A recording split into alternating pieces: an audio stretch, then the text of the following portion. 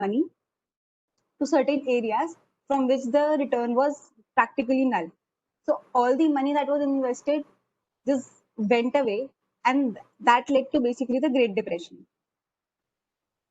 So that made these certain people or that certain person realize that if we eliminate this one intermediary, which is a bank or any financial institution, maybe this certain condition will not occur again in the future.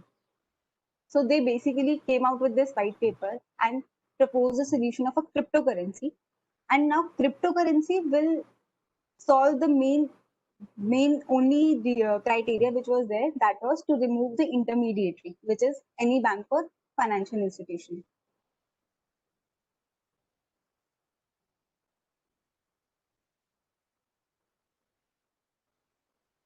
Taking some time, I think, to move to the next slide.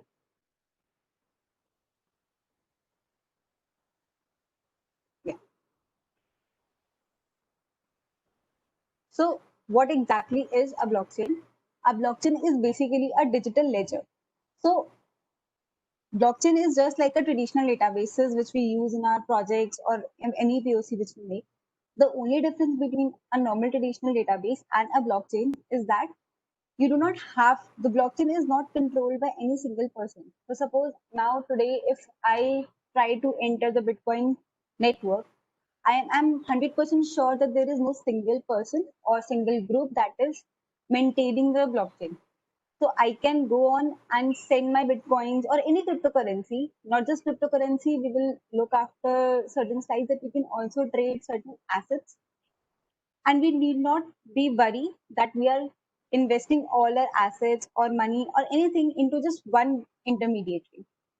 So blockchain is basically a digital ledger that stores all the transaction details. Now, in this digital ledger, everything is stored in form of blocks. So suppose today I make a transaction of say $500 to someone, that information is stored in one block. If some other person makes another transaction, that is stored in another block. I mean, they can be stored in one block, but the idea is that all the transactions are stored in blocks and each block is connected to its previous block. So if I go on and see any block, I will be able to see all the previous blocks as well.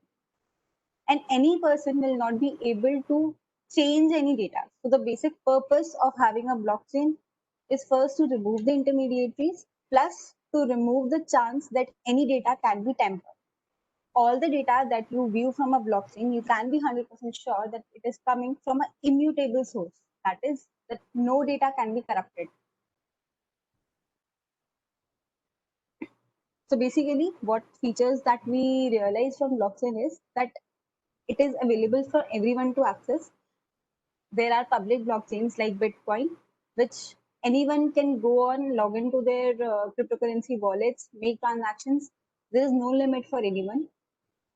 You can add data. So basically, if while you're working on projects, you must have realized that all the databases follow the CRUD operations, which is create, read, update, and delete. But blockchain is just a create model. You cannot delete anything. You can view it. You can create new blocks, but you cannot delete anything. Suppose if you made a transaction and then you realize that the transaction was wrong, then you have to go back and make another transaction. So your previous transaction will also be there and your new transaction will also be there, and they will be connected to each other, but you cannot delete any block. Moreover, every block that you add, any data that you add, you just cannot add it. Suppose, like I said, that I was transferring some money from my account to certain another account. So it's not, so suppose I am transferring $500, say, but what if I don't have $500? So there are certain entities, which there are certain nodes which are called miners, whose job is to maintain the sanctity of the blockchain. So there are certain miners who will verify all your transactions. And then transaction, as I said, it has to be approved by majority of the network. No central authority has control over the information. And of course, to maintain the privacy, to maintain the security, we deploy the cryptocurrency, we deploy cryptography to maintain your, sorry, is okay. to maintain the privacy. So it's just a very, I know it's a very basic what blockchain is. So if you have any questions, just please let me know.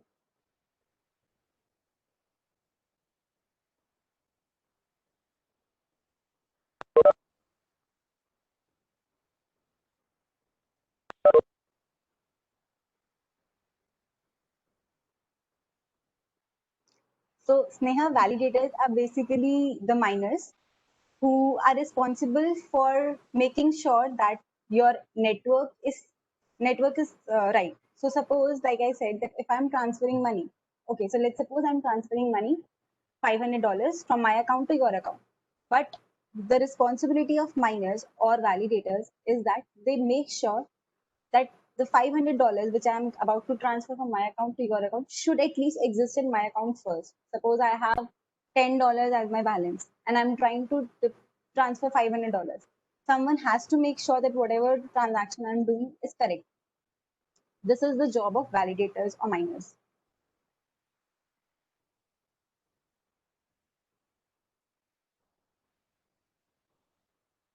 So now we come to the benefits of blockchain, which is, I think I have covered a lot of it, but let's see. So first is transparency. So every party in the blockchain network, suppose if 5 people are involved in a network, everyone, all the 5 people have their own databases.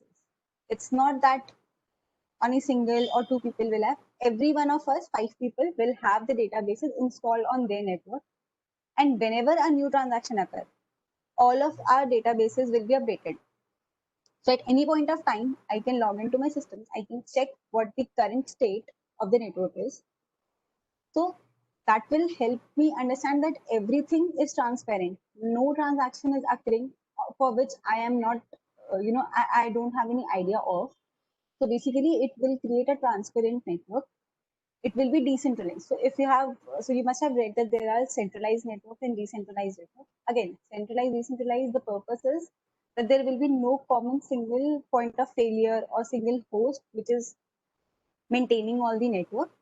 So the network is decentralized. Everyone has all the authorities. Everyone can make the transactions and transact on the network. Again, so the power is for the users who all are using it. We don't have to depend on banks or any financial institution.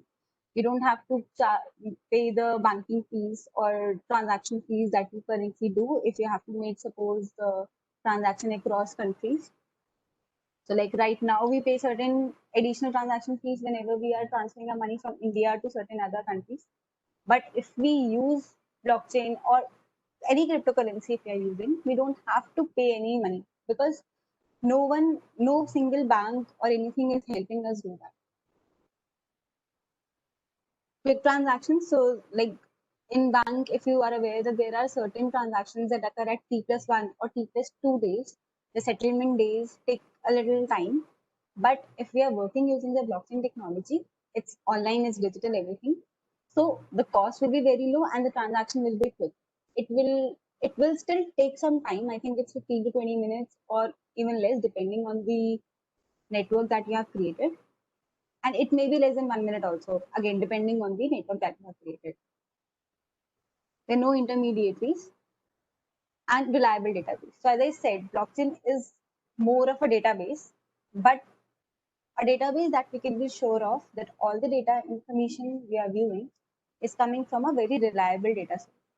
So all the data that I'm viewing, suppose on my network, is not tampered with. I can be assured that no one is changing any information from the backend. So what exactly do we mean by blocks in the blockchain? So whenever, if you can see in the animation, that whenever a new transaction or basically a set of transactions are made, so what happens is that if you see this is a blockchain, as the name suggests, blockchain is a chain of blocks. But what happens is that in a certain block, there are say 5 to 10 transactions or more than that. So one block contains 5 or more probably 10 transactions in one network. And once all the transactions are encapsulated in a block, that block, after of course being validated by the miners, is added to the chain. And once that block is added to the chain, you cannot go and change that block. You can add new blocks, but you cannot change the previous block.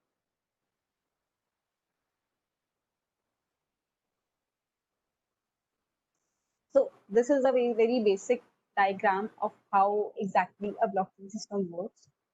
So whenever,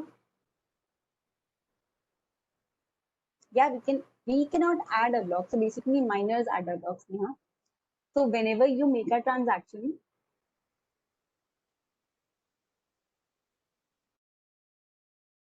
it is validated by the network and made sure that the transactions are right, they are then added to the network.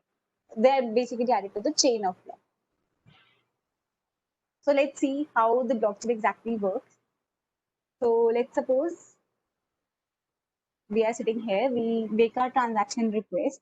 So whenever we make a transaction request in the network, this is the network of blockchain. And you can see these four are the, if we suppose these are the miners of the blockchain. There is no central authority. These four are responsible for maintaining the network, maintaining the sanctity of the network. Whenever a person requests a transaction, these four miners start fighting to solve that puzzle. Basically, I'll explain you later on as well. They try to validate the transaction, for which they do certain mining. We'll learn about mining in later couple of slides. But after they have validated the transaction, then the new block is added to the blockchain. And of course, a the cryptography is also used to maintain the security so that no one else can hack into the transaction and change it.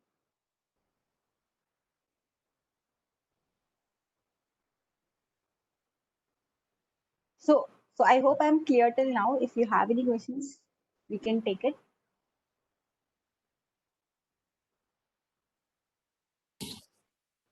Okay, so I have a question.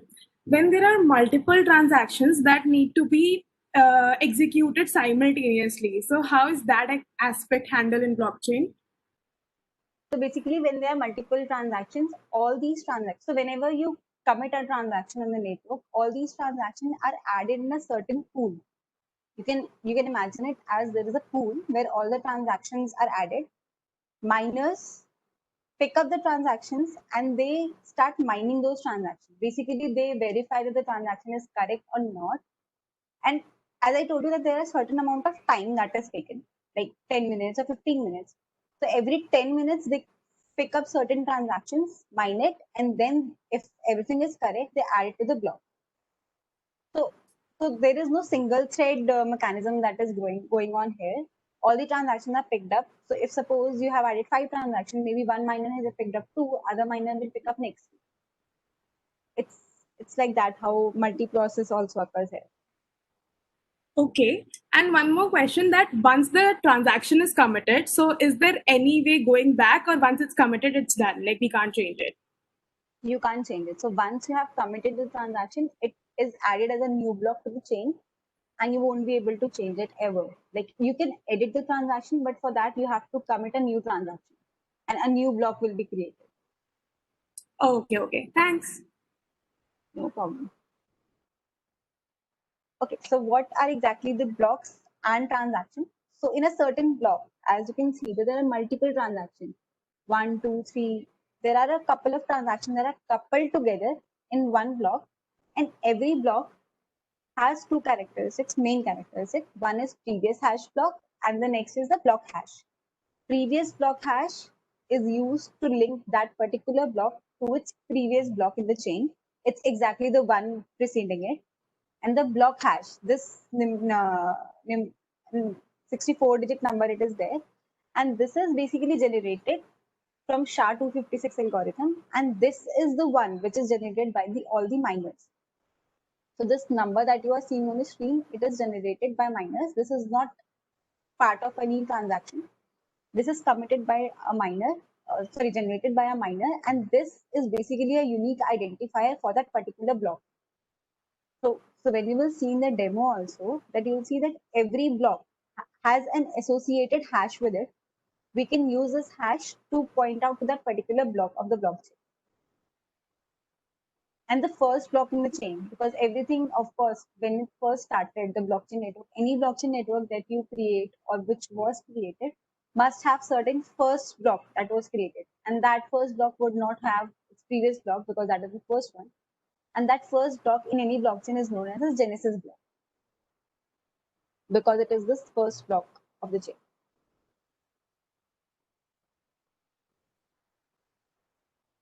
So this is just the difference between a blockchain and traditional databases. So if you can see that blockchain is basically, as I told you, is only for insert operations. You cannot perform delete or edit. You can perform edit, but that will be treated as a separate transaction. So it is not exactly an edit operation which we currently perform in our traditional databases.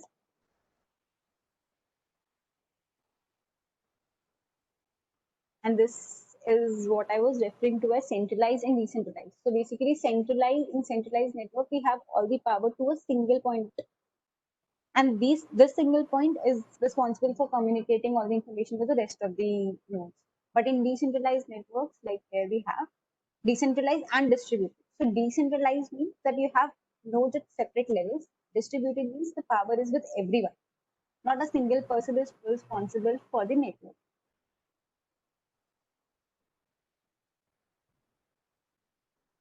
Now, blockchain, as we as everything we know that there are certain types of blockchain. Public. So public blockchains are basically the ones that anyone can participate. Like for example, the Bitcoin network that is up, or the Ethereum network per se. They are the public blockchains. Private blockchains are basically used by organizations, more importantly organization or certain firms which we can, with like banks, if we say so, banks can hold their private network. Consortium is basically the mix of public and private. So if I take the example of public blockchain, you can, to create a public blockchain, we usually use Ethereum blockchains. For private blockchains, we have Hyperledger Fabric. Hyperledger has a lot of projects under it. One of them is Fabric, which is the most frequently used. So in public and private also, we have a concept of permission and permissionless. Of course, if we do not want a network that needs to have a permission requirements, we can use permissionless networks. And otherwise, if there are permission required, if you want role-based access in the network, if you want that certain entity should be visible to only certain people in the organization, we can go with the permission network as well.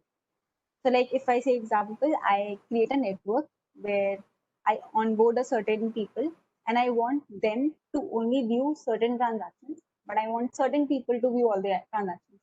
So I can go with the permission network in that case.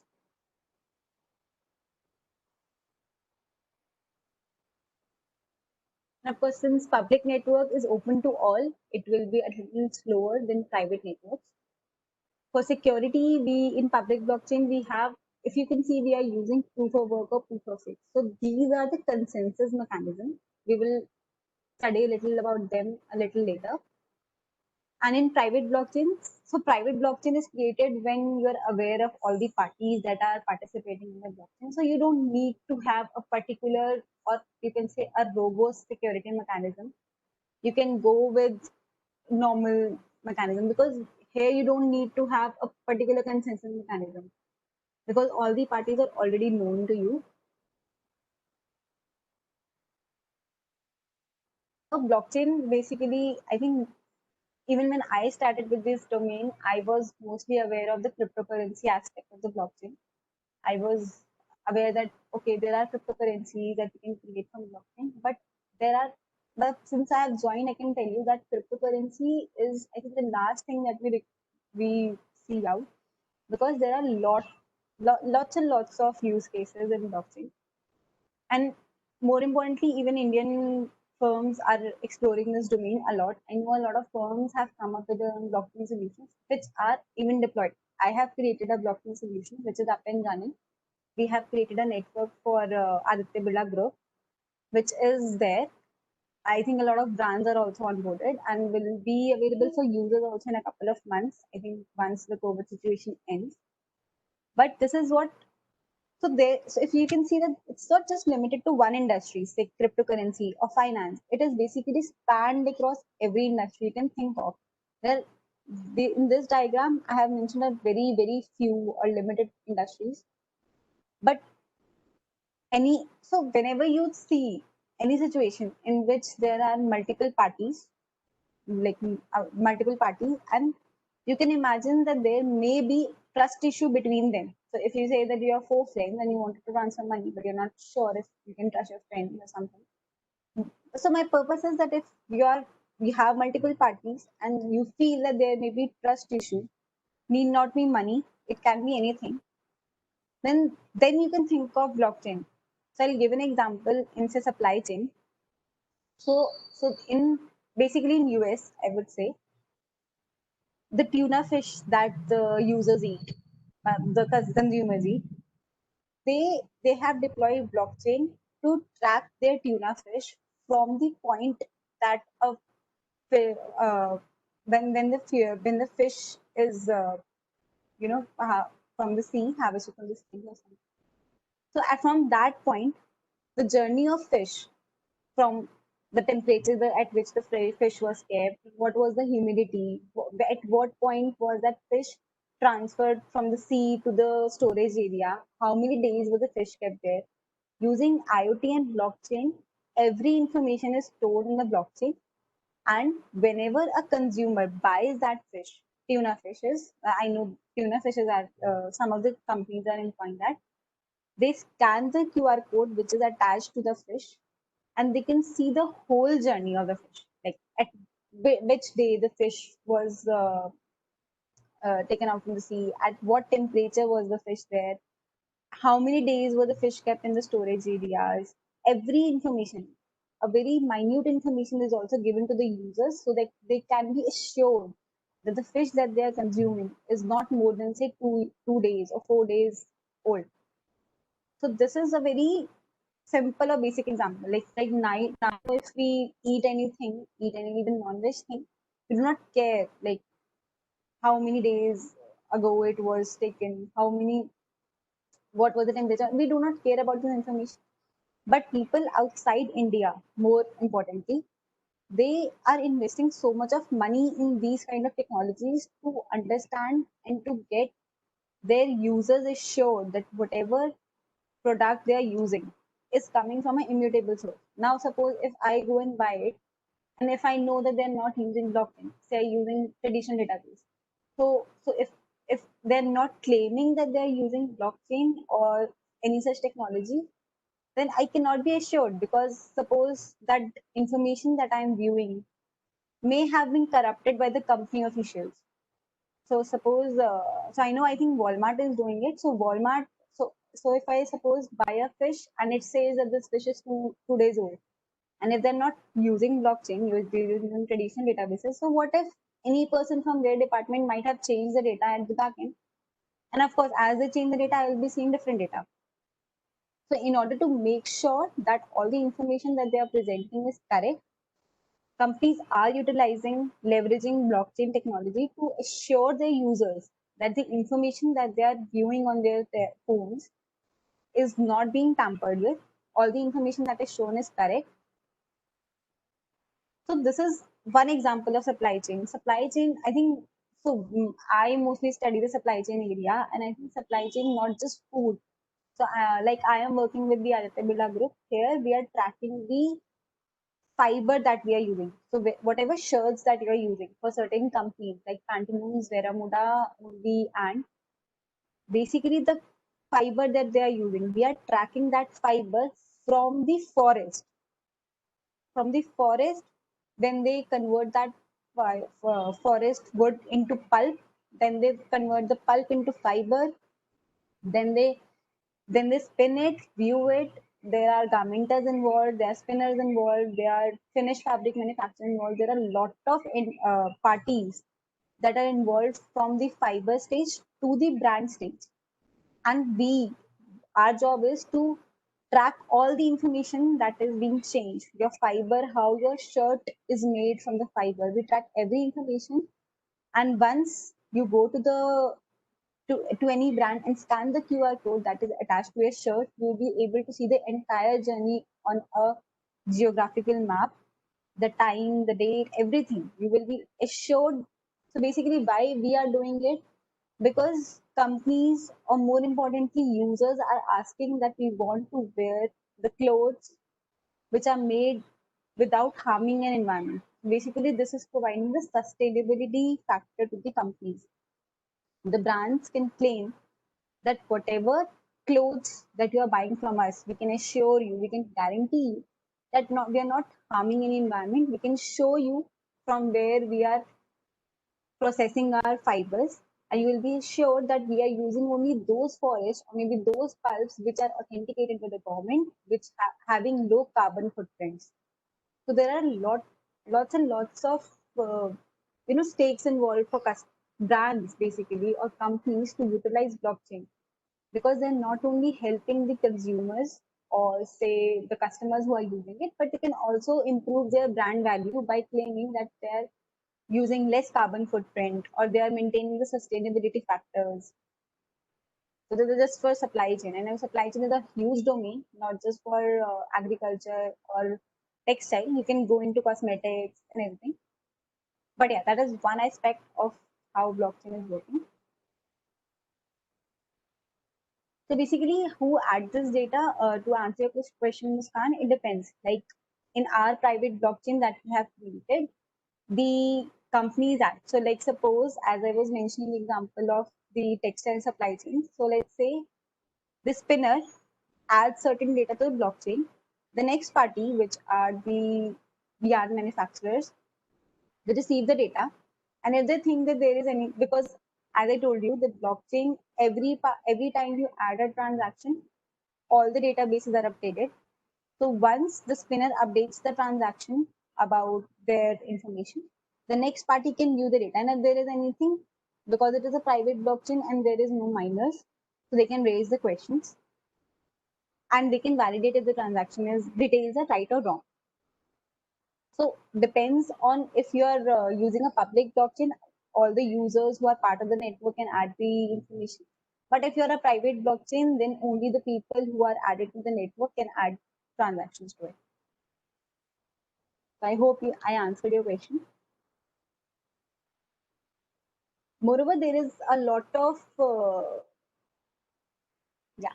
So basically, there are a lot of sound over how to leverage blockchain in healthcare conditions. So healthcare right now is very fragmented. If I'll give you a very small example. So let's suppose you want to go to a doctor and you have to take most probably all your reports and everything to the doctor. So what if your identity, maybe your Aadhaar card, was linked to a certain ID, and whenever you went to a doctor, he can just scan your ID or he can just put up your ID and he can see all the information that you have, all the tests, all the doctors that you have previously visited to, all your diseases, all that can be added in a digital health record. You do not have to carry any file, and you can be sure that all the data which is there, it cannot be tampered with. And again, the KYC which is there. So KYC has a very huge example of blockchain, as I said, because the banks that are currently taking the information have to do a lot of manual work. But if I say 4 to 5 banks, or more importantly all the banks, they come together in a network and when they do start doing KYC, and they don't have to every bank. So let's suppose if you go on and try to create a new bank account in your Punjab National Bank, you have to go on and submit all your documents again. But that should not be needed, right? If all the banks and everything are on one blockchain, your KYC data is there.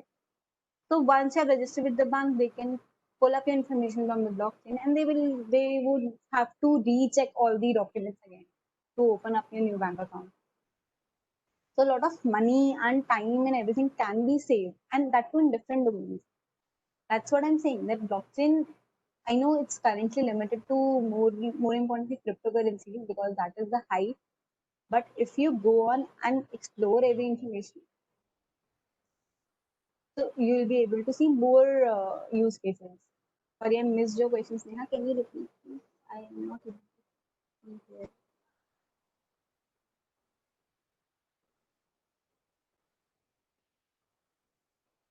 Yeah, so at Grant Thornton, we not only provide use cases for the industries, how they can leverage blockchain, but they're also designing and implementing solutions. Like I mentioned, the Aditya Birla Group, we have designed the end-to-end solution for them, and which is up at their networks. And so basically, we are not only responsible for finding the use cases, we are also there for implementation purposes.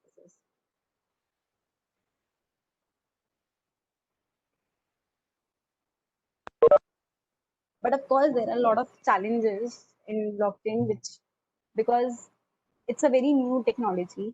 Although it started in 2008, the white paper was released in 2008. There has been 10, 12 years now almost, but still there are a lot of challenges because the technology is very new to us. No one has ever thought about it. No one has worked around the challenges that can be met. So, like, if I give you an example, I think last year there was this guy, I think his name was Gerald Cotton.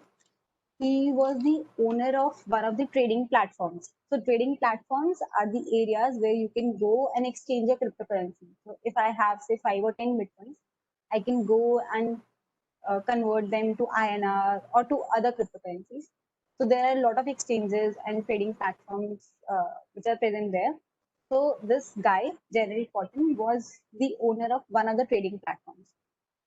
And in trading platforms, what happens is that all the cryptocurrencies that you store, you can either store them in the form of wallets, hard wallets, or you can store them in cold wallets. So cold wallets are basically the physical areas, physical wallets, not the physical wallet like that, but in sense that they're not stored in, you can say, a network or something. You have to store their keys, your cryptocurrencies keys.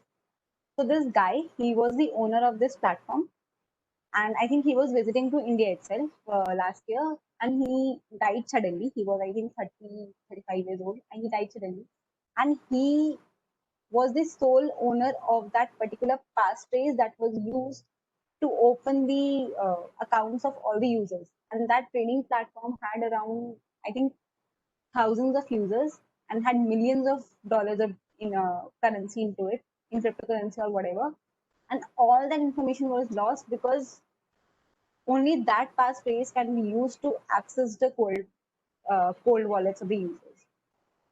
And it's still, I think, they employed certain organizations to see and find a workaround, but I think a lot of people lost a lot of money because that particular phrase or passphrase was lost after he died because he was the only owner of that account and he only had the information, and I think he did not store it somewhere or whatever, but yeah, a lot of money was lost at that time.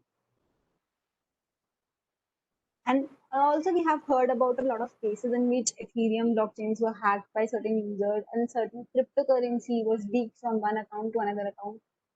Of course, this is a safe, I would say privacy is there, but again, there are a few loopholes and hackers do find some way or the other. So I think these are a few challenges that are still there that, hackers find their way into.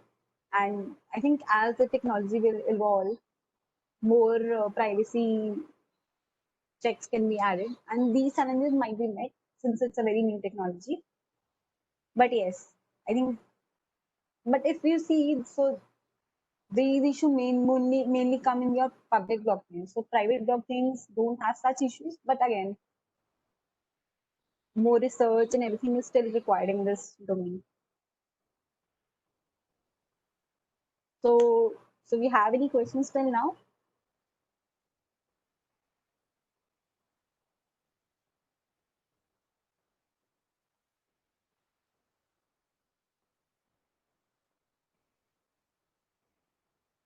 All right, so I'll move on. So cryptocurrency, I think I've covered a lot of aspects about it, but mainly the cryptocurrency is what started the blockchain hype, I would say. And the first cryptocurrency was the Bitcoin, which was launched in 2009, I suppose.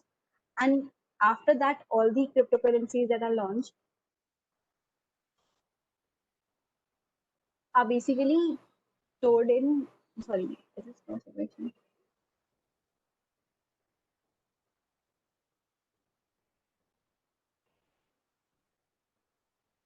Can you repeat? Can you say, because I'm not able to view all the documents. Even if the database is decentralized, where is the actual data stored? Actual data is stored again on all the networks. I mean, you cannot say that the data is stored only on one particular network, because if you're storing the data at one location, then it just cancels all what you're doing, because again, it's only one source and anyone can tamper with it, so it won't make any sense.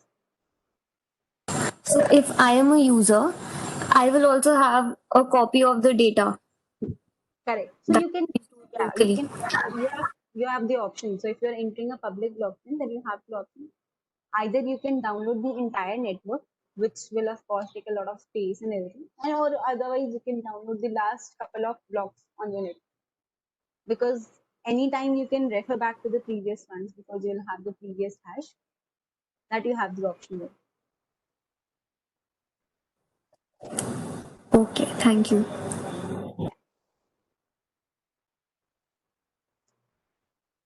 So this is how a Bitcoin is basically transferred if we see the live journey. So all your cryptocurrencies you can store in a wallet. So if we see the example, he can scan the address, and basically the same what we looked at the blockchain network. The only thing is that here we are transferring the asset, which is the money.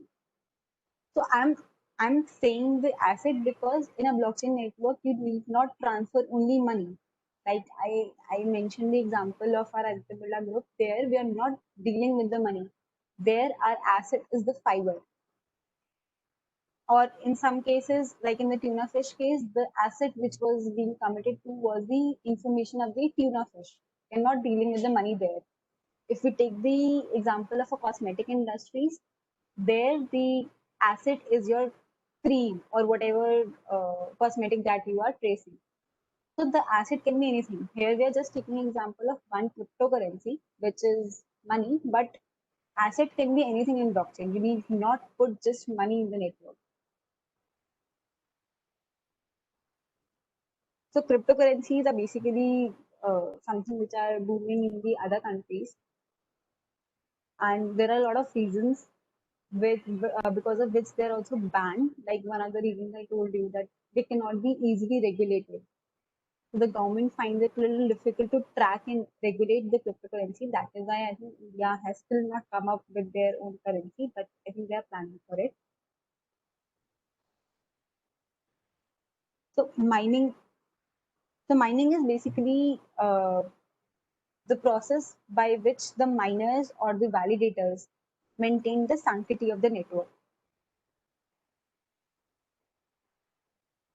So mining is basically the process by which the new blocks are released in the network. So whenever we make any transaction in the network, so suppose I transfer some money from my account to another account, that particular transaction is first validated by some miners, and then only they're added to the network. Otherwise, that information will remain in the pool of my transaction and will not be added. If my transaction is invalidated by the miners, that transaction will be null and void and it will not be added to the network. The only transactions that will be added are the ones that will be verified, authenticated, and made sure that the information is correct. Only then the transaction is added to the network. So So miners, who are the miners? Miners are basically the people who are using their resources. So in let's take the examples of Bitcoin. So in Bitcoin, what happens is that there are a lot of miners involved. Whenever in a Bitcoin network, any person sends any Bitcoin, any money, of course, from one account to another account, say other five, if I take the example, so let's suppose there are five miners in the network. All the five networks, as soon as that transaction enters the pool, all the five miners start fighting with each other over the transaction. Every miner picks up the transaction and they fight over it. What I mean by fight over it is, so, so to validate the transaction, they have to solve a puzzle. So if you remember, I showed you a block hash, which is associated with every block. That hash is created by these miners, And to generate that hash, they have to utilize their resources. In blockchain network, we are using a consensus mechanism called proof of work. And whoever has the most effective or most strong system will be able to solve that network fast, because the one who solves the network fast will be treated as the one who has solved the block, and then only that block will be added. So this basically what happens is that they have to generate a random number, a hash, and for generating that hash, it takes a lot of computational power. They use SHA-256 mechanism, which is a one-way function. So what one-way function means is that you cannot revisit that particular information using using the generated output. You can, if you have a word, you can generate from one transaction, you can generate one hash function. But if you change even one number from that transaction, you will get a whole another transaction hash. So you cannot go back from hash to the transaction, but you can go from one transaction to the hash. If you use the same exact transaction, you will get the same exact hash. But to compute that hash, there is a lot of computational power required. So all the miners in the network fight to solve that puzzle. And why do they fight? What is their advantage? Because if they are the first ones to solve the function, to solve that hash and to add that block in the blockchain, they are rewarded. So in blockchain, if I say so, so when the blockchain was started back in 2009, at that time the miner reward was 50 Bitcoin for one block that they uh, validate. And one Bitcoin in today's value is, I think, around about 9 lakhs in Indian currency. So just imagine you at that time a miner in 2000 back in 2009, for mining one block, a miner was getting the reward of 50 Bitcoin at that moment of time. And you know the so 50 Bitcoin, now one Bitcoin accounts to 9 lakhs Indian rupees. So this is the reason people, you I don't know if you are aware, but there are certain people who are investing a lot of their money to buy expensive computational systems so that they can start mining the transaction. They can mine the transaction. And I think every 4 years the reward gets halved. So I think right now the reward is around about 6.25 Bitcoins, but I think that is also a lot. But again, it also takes a lot of your energy, system, and everything. So that is this. That is why the miners fight so much to solve a particular block. And also there are only fixed number of Bitcoins that are available in the circulation. There are around 21 million Bitcoins, and after that, there will be no more Bitcoin available. And that is the reason the value of Bitcoin is also increasing, because of, again, they're fixed. They're very scarce. So since the supply is scarce, that is why the demand is rising and the price is also increasing.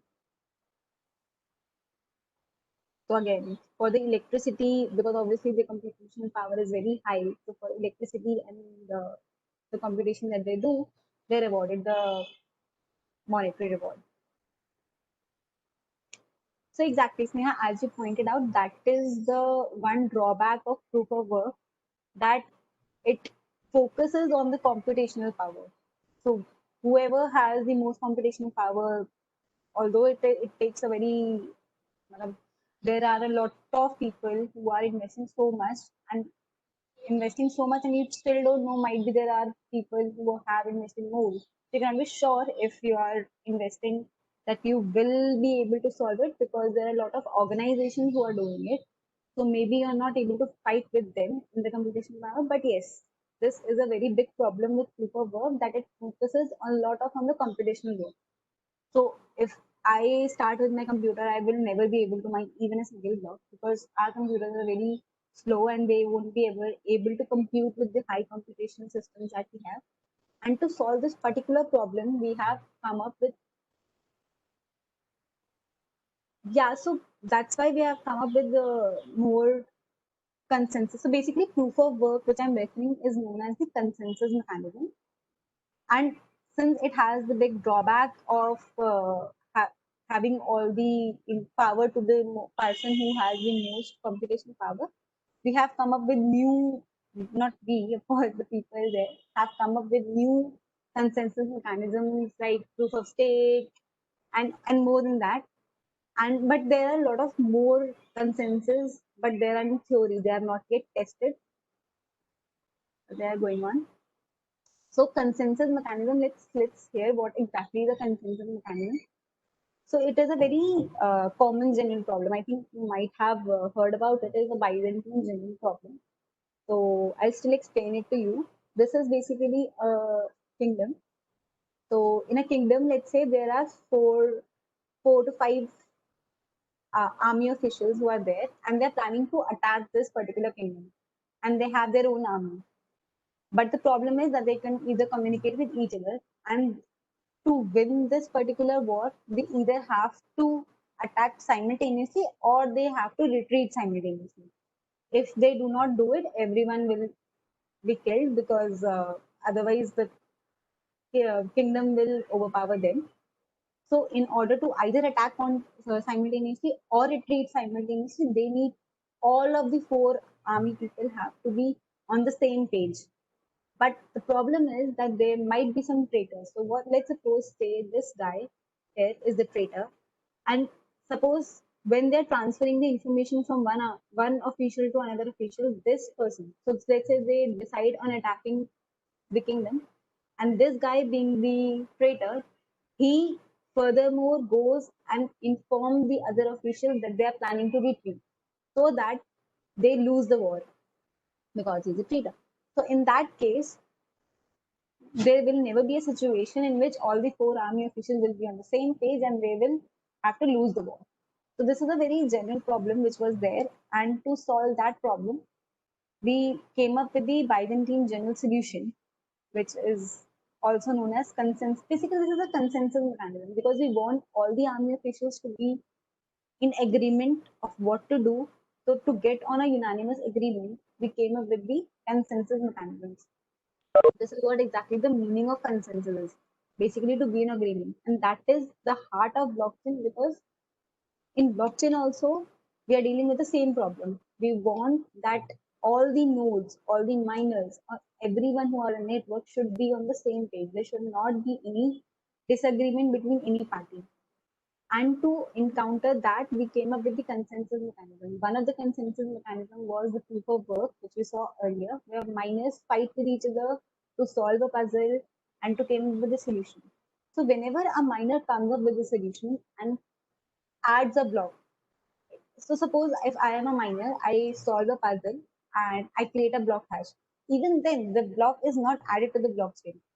After I create the block and the block hash, then again the validators re-verify that the block hash that I have created is correct. So at that time, so suppose even if I'm faulting on the transaction, even if I have a lot of computational power and still generating wrong information, then also I will be caught. Why? Because once I generate the block hash, all the other miners will revalidate my block hash, and if they found any error, then they can null and void my block hash, and then again the same transaction will be mined by everyone. And in mining, the thing is that to create the block hash, it takes a lot of time and computational power. But to verify that hash, it does not take much time. So that is the easier process. And even the miner who revalidates it, they also get certain amount of reward, but that is very, very less. So that is not worth which for the fight for. They mainly fight for generating a block hash, for which they receive a lot of bitcoins. So basically, this was the consensus. Why we need consensus in the blockchain? Because blockchain, the main reason for blockchain is that we want agreement among all the parties, and that agreement is known as consensus using the various consensus mechanisms.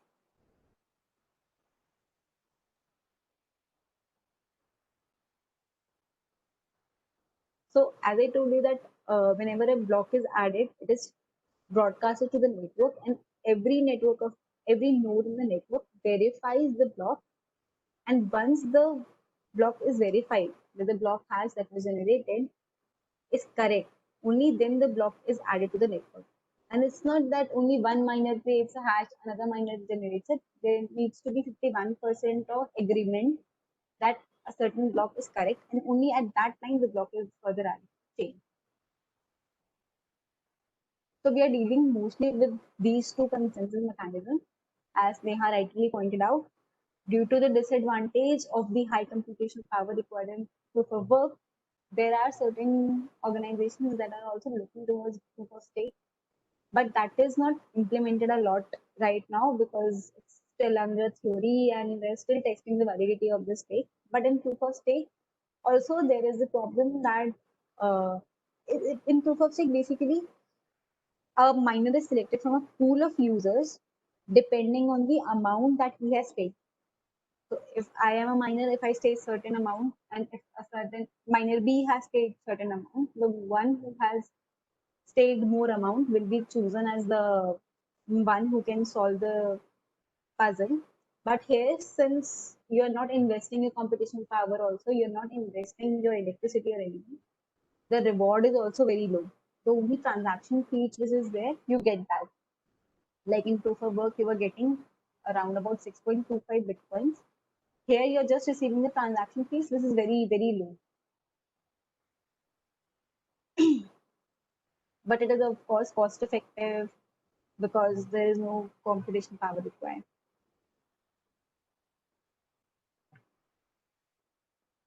So, any questions till now?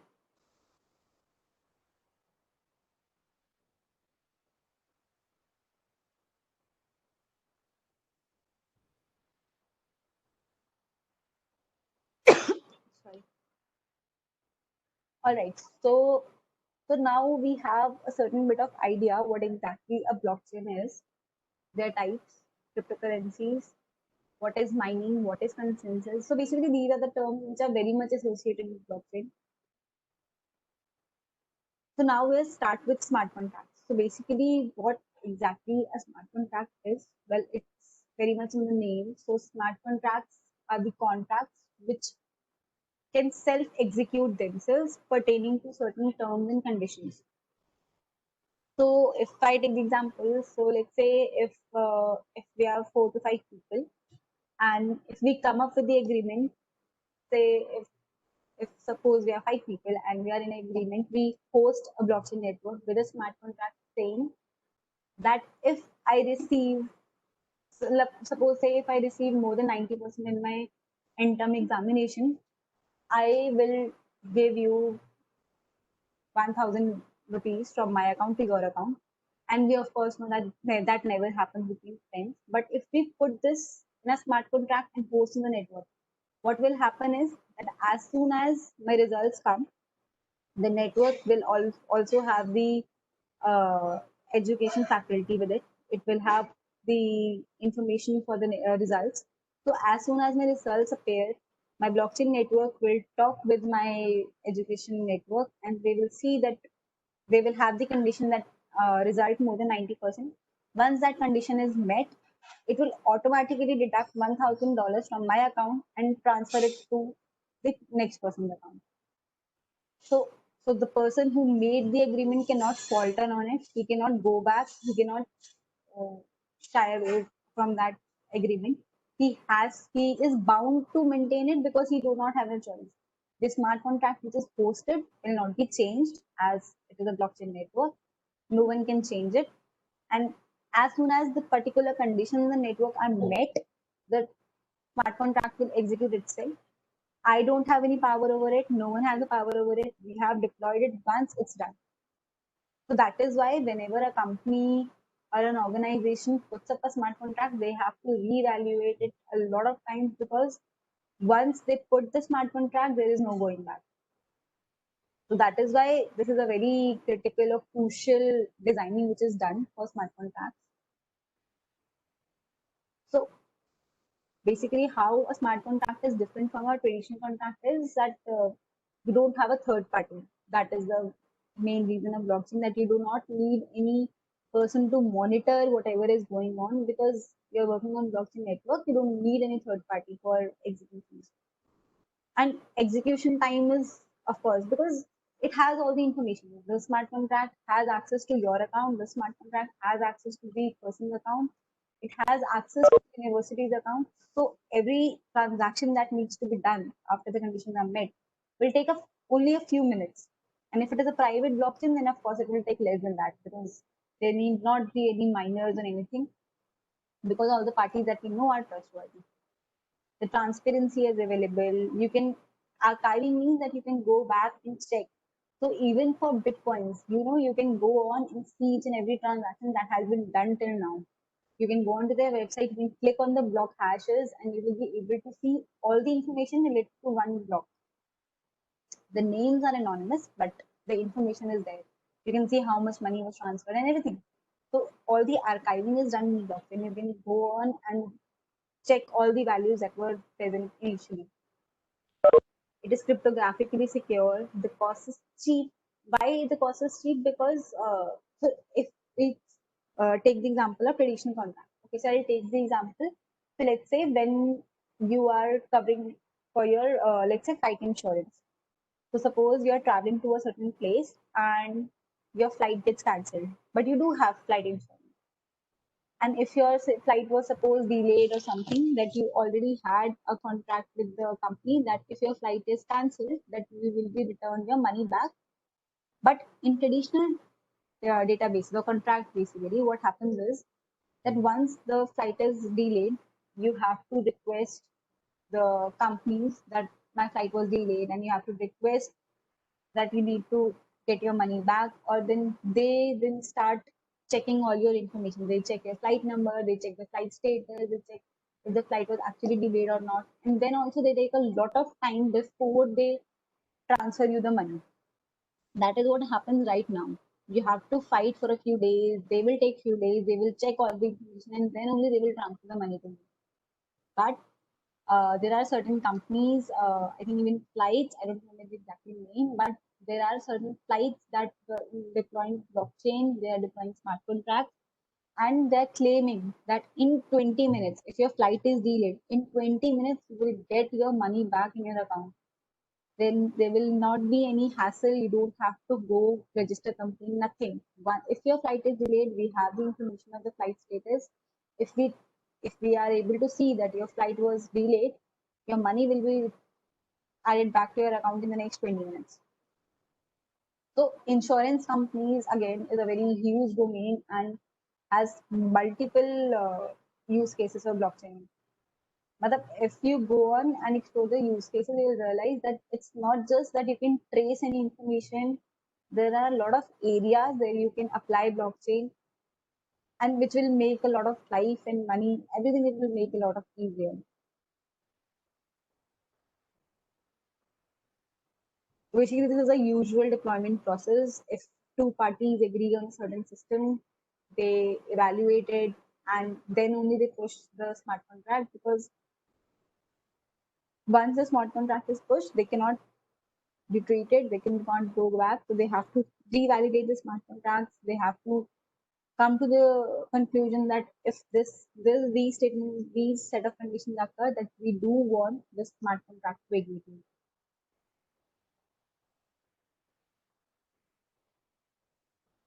So do you have any questions up till now?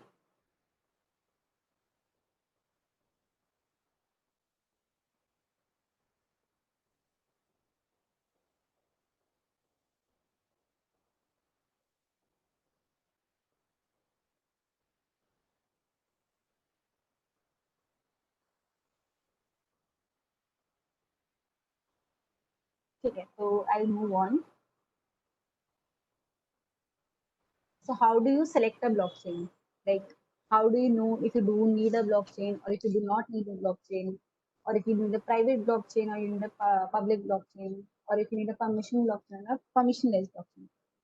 So you can see that how many copies of the ledger are there. So suppose if ledger is how many databases do you need. So if you need only one database, like if one database will suffice, so you can use a traditional ledger. You can use the normal databases, MySQL, anything that are still there. Personal bank accounts, you can use them. So if that is the case, that only one database will suffice, then you don't need a blockchain. It's not that you have to use blockchain in every condition. There should be the requirement that there are more people involved. And in that case, suppose if who can, so if there are many people that are involved in the network, you have to check who can use these copies. So if say suppose owner group, as I told you, if only the party that has hosted a blockchain network can see, that you have to apply permission blockchain networks. And if anyone, then it's mostly a public blockchain, and you can see that you can apply permission and information depending on if you want them to see the any information apart from the ones that are transacted. So basically, this is how you can select which blockchain to go for and which blockchain to select whenever you are deploying a blockchain network. So even when suppose a company is deploying a blockchain network, so do they have any control over the network? No, because if I want to start a blockchain network, adding a few people, I will be the one who will facilitate the network.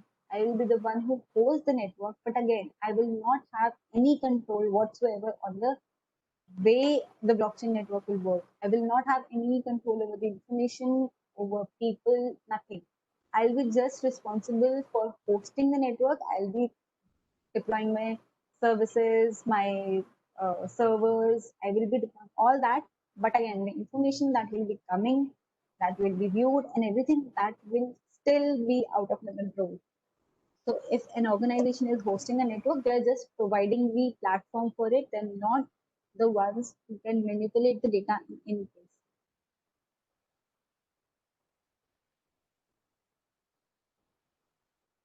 So for public blockchains, the most common example is of course the Bitcoin network, because that is the most frequently used. But people are moving towards Ethereum blockchain as well. Why? Because one, Ethereum provides you the option to add smart contracts. I'm sorry. So in the Bitcoin network, you just have the option to send Bitcoins from one person to another. But Ethereum blockchain provides you the facility to add smart contracts. Smart contracts, you can add conditions. You can add any contract related to your need.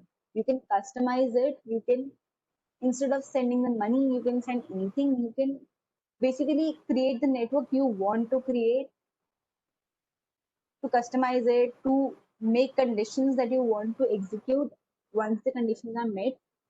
That is why people are moving towards Ethereum blockchain, because it provides a lot of flexibility in terms of usage. So this is one of the blockchain that is most commonly used in case of public blockchains. This is the basic ecosystem that is used for Ethereum. So we will be deploying one Ethereum smart contract tomorrow, and if time permits, we can also deploy one cryptocurrency. ERC-20 tokens are there. We can try to deploy that as well.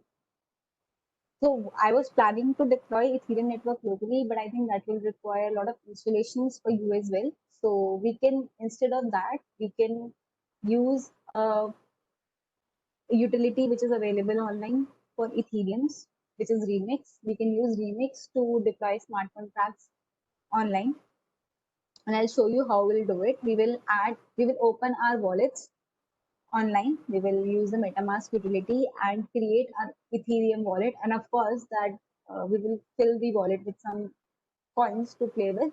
But that will be the test network.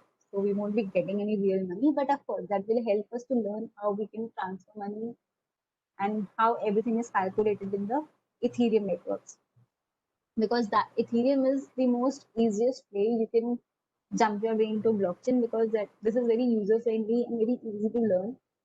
And once you are comfortable with Ethereum and the nitty-gritties of how blockchain works, then you can move your way up to the private blockchains, which are mostly used by the organizations to understand them further. So Ethereum virtual machine. So basically, we use Ethereum virtual machines. We have external contracts on contract. We will study about this in detail tomorrow, when we will deploy our smart contract. So other than this, we have Hyperledger. So as Ethereum is the most commonly used blockchain in public domain. For private domain, we have Hyperledger. Hyperledger is basically an umbrella company with umbrella, I would say, framework, which has a lot of sub networks. The most commonly used is Hyperledger Fabric. We have worked on it. Hyperledger Composer is there. And there are a lot of more which are coming up. Each have its different utility. Like Hyperledger Fabric is mostly used if you are working on the supply chain domains.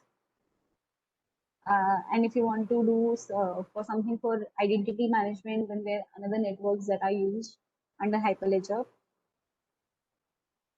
So they are all the components, basically all the initiatives taken up by Hyperledger. One is Fabric, as I told you. There are Burrow, Sawtooth, Iroha, Composer. There are a lot of so they all are dependent differently. They have their own advantages and disadvantages. So you can explore them as well. I think we won't have much time tomorrow to cover this, but I can refer you some materials through which you can start your own Hyperledger Fabric because it's a private network. You can easily go on and create your own network. And again, this is a very simple way you can start with.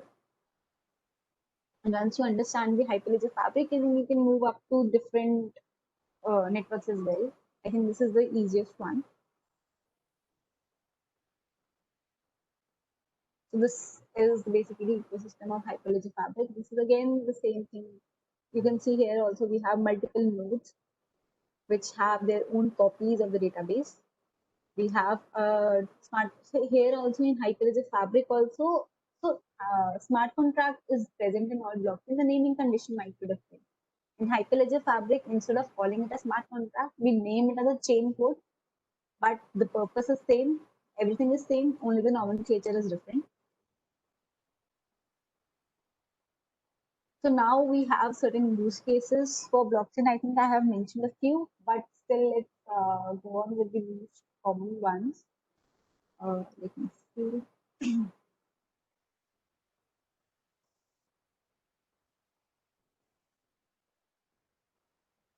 So as I told you, healthcare is the most commonly used use case of blockchain. You can add the patient data and it can be uploaded on cloud, and every hospital that verifies the data can view the data, and you don't have to carry anything for yourself. You can just claim your identity and your information will be visible on the doctor's network.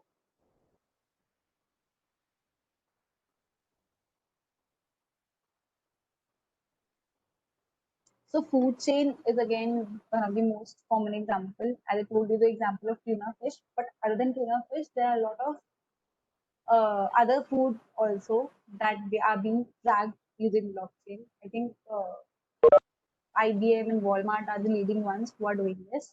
And most importantly in US, where the consumers are a lot more concerned about what they're eating, and they would like to know where their food material came from, how was it stored, and everything. So everything is transferred. Even in India, a lot of organizations are doing this. And not only organizations, I think in Maharashtra also, government is looking over how they can transfer, how basically they can digitize the supply chain of pomegranate. And our key supply chain, they are planning to move over blockchain. Well, it's just in the planning stage, but still they are using it. So not just this will not just help the end consumer be assured that whatever they're eating is coming from a reliable source, from all the information he can do, but this can also help the farmers because if we are deploying the blockchain, we can remove the intermediary traders and everything. We can onboard farmers, the wholesalers, and the consumers on one network by removing all the other intermediary parties that were involved. This will help farmers increase their wages because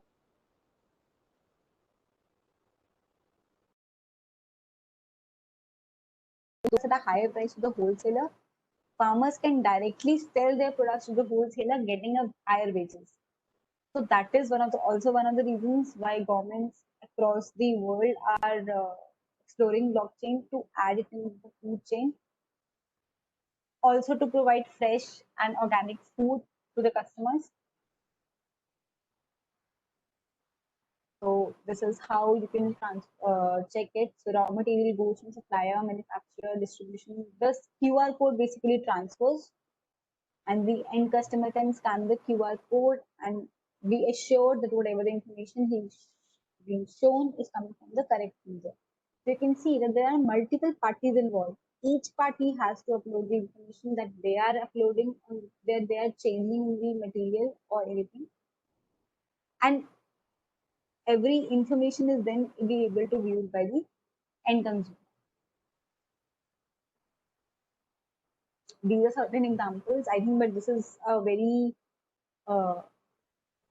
very short list of all the initiatives that are being done.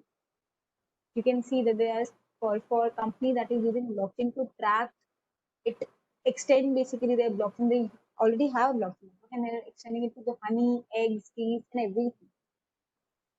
Nestle, Unilever, they are all joining. So IBM was also a very ahead in blockchain because basically the Hyperledger is IBM initiative. So IBM is very leading in the blockchain domain, and Nestle, Nestle, and all the companies have joined IBM in tracing their food supply chains.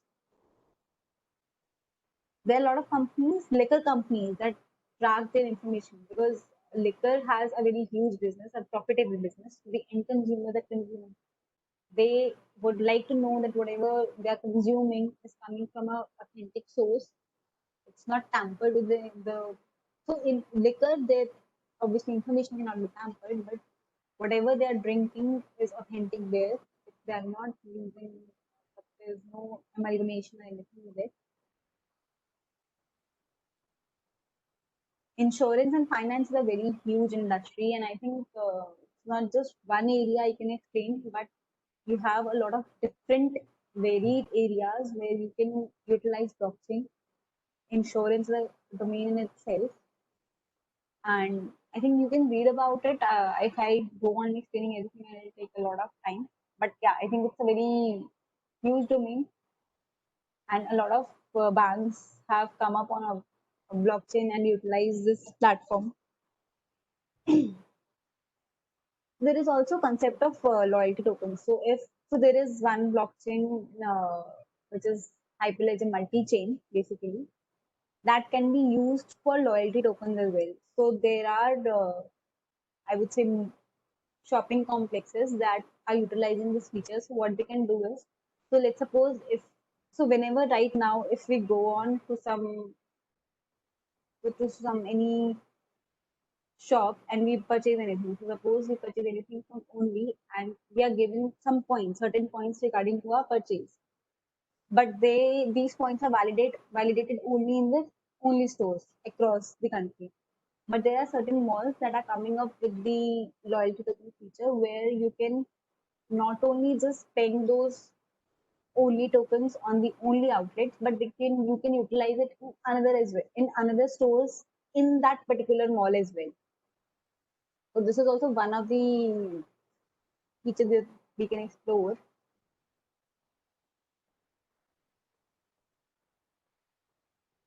This is just insurance, and I think I don't want to bore you with the different slides because I find them boring too.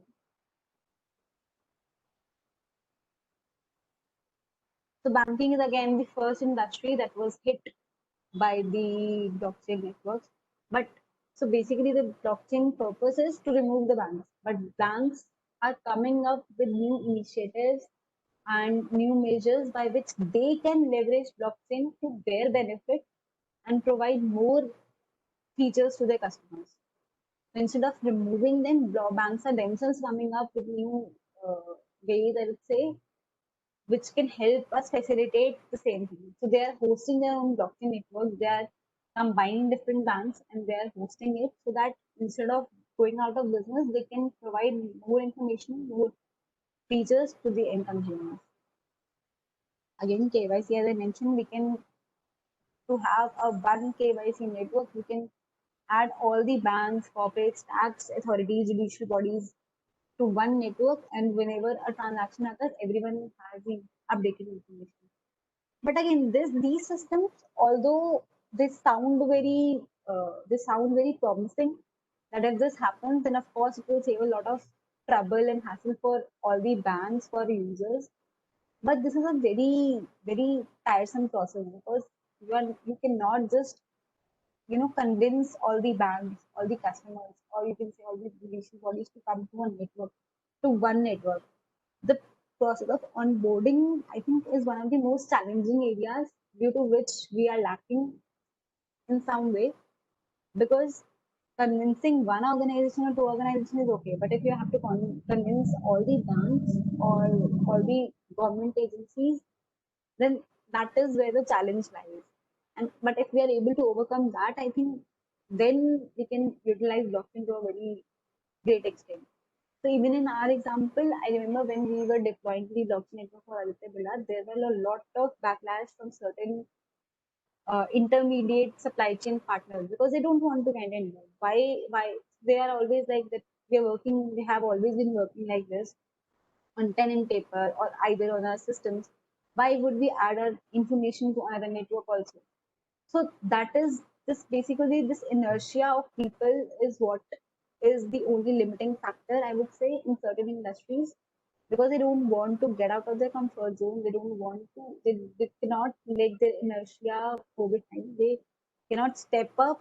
And that is one of the reasons why we are not seeing a very large scale deployment of a blockchain network. Although Geo is coming up with a very big blockchain network, but again, that that took Geo, this network required was made possible only by Geo because Reliance Jio has a lot of power, we all know, and he was able to convince very large stakeholders to onboard to the network, and that is why he is, I think, the first one who will be deploying a very large scale blockchain network.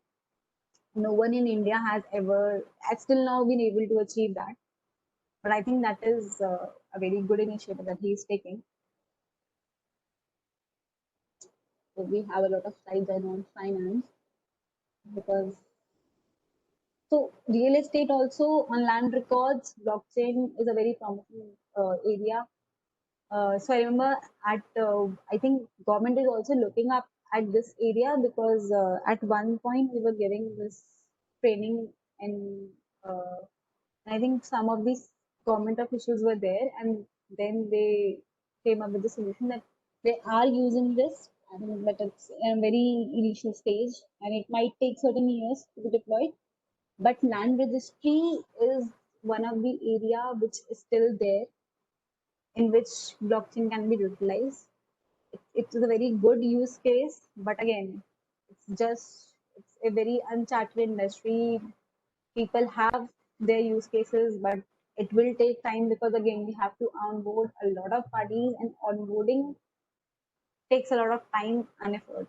So that is what it is. So there are multiple use cases in travel, also payment settlements, data, everything. Smart cities is also one of the blockchain, how we can utilize blockchain. You can add in transportation, land use, real estate, we just saw. So, so you can enter all information, sorry, in one network, or you can create networks for each of these parties individually. That depends on the use case. We have blockchain decentralized e-commerce as well because it will obviously like if we now order anything from Amazon, we do have the tracking mechanism, but then again, the tracking mechanism is a bit in the blockchain network. We're not sure, but if you want to have it a more clear aspect, we can add blockchain I'm so sorry, to track it.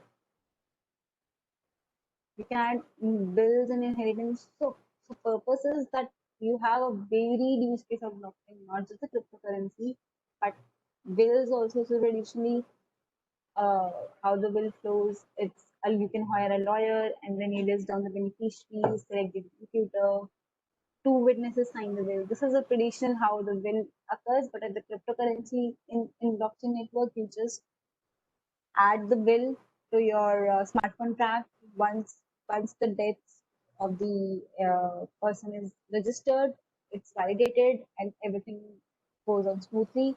The smart contract executes itself. Voting is, of course, one of the major area. I think a lot of countries also have started doing it. Some of the countries have tested, and I think that it is the near future. We might see that appearing in more countries certain years down the line. The purpose is that you can vote from your home. No vote will be treated as a fake vote. We know that all the votes that are added in the network are correct. So voting basically will be a great use case, but then again, it will require a lot of effort and willingness from all the parties.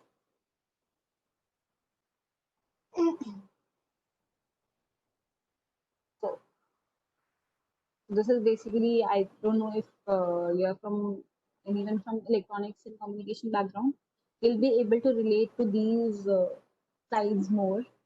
That in telecom also there are a lot of areas where you can add blockchain. You can the roaming fraud which occurs right now whenever a person moves from their home network to the visiting network. Right now, the roaming charges that are there, they are they are told got through the BCH. But otherwise, if you are on the network, all the information will be calculated by the network from a smart contract. Not have to depend on the intermediaries.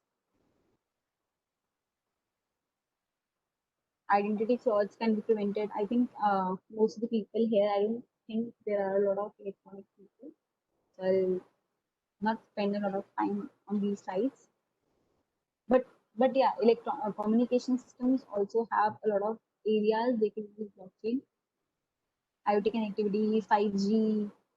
So these are all the very basic information. And I think Reliance Jio is also tapping on some of these features only to create a more better network for all the consumers. Oil and gas also has a lot of information, all the use cases that you can see instead of papers that are transmitted at the bill of trade time. You can use blockchain. You can add information there. You do not have to carry the fiat currency. You can supply oil using the. You can take oil as a digital currency and trade on it. Compliance issues will be solved because even the government will be aware of where the oil is moving at what time. You can see the supply chain of oil using your phone. You do not have to do the paperwork. So most of the paperwork and everything that is saved if you're using blockchain. Corporate social responsibility is also a big area where blockchain can be utilized. I think not many people are using it, but still it is there. So what in corporate social activities, so what happens is that whenever we pay something, so let's suppose if we are paying certain amount to certain organization to help a certain kid, we do not know if the money is actually spent on that kid or if it is spent on that particular area. But but if we deploy blockchain, we can be sure the money that we are spending is going to the right direction. Like like in example, so if I say that certain theaters say that if you purchase the ticket from our theaters, we will spend 20% of the ticket cost to charities. But then never is sure that if that money is actually going there or we just fooling ourselves. But if the information is blockchain, then we can track the information, we can see where our money is going. So that is there. So I think that is pretty much it from my side. If you have any questions, you can take it. We have certain time left.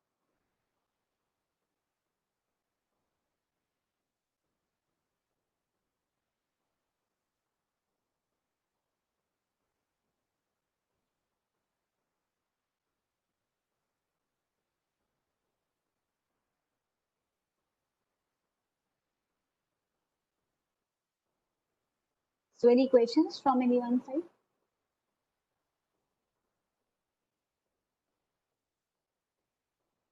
I don't think we have any questions here. So thank you, Sachi, for the wonderful workshop. We'll see you tomorrow at the same time. Okay, thank you so much. Thank you. Thank you, Sachi. Thank you all participating.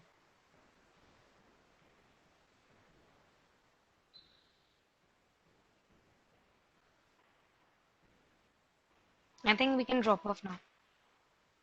Yeah. Yeah, sure.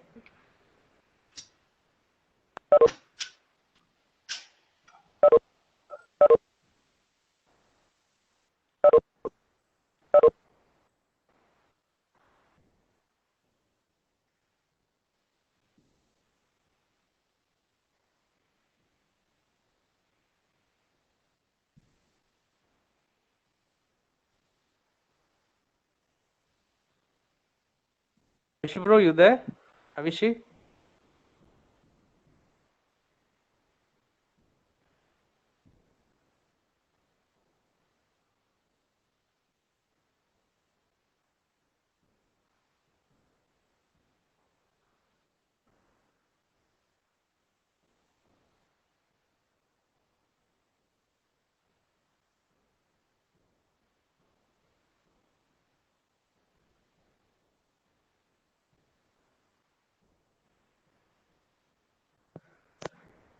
Yeah.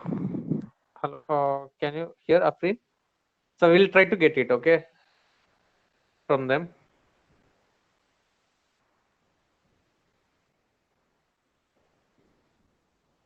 Can you hear? Hello?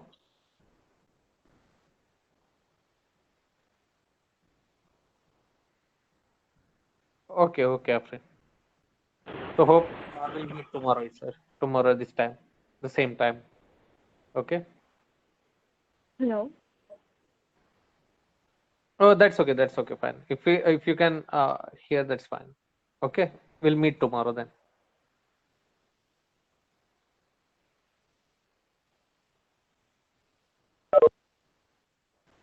Hello, bro. Abhishek? Yeah, bro. Uh, can you what is the recording का क्या like उसको बंद करो क्या what is that link how to so it will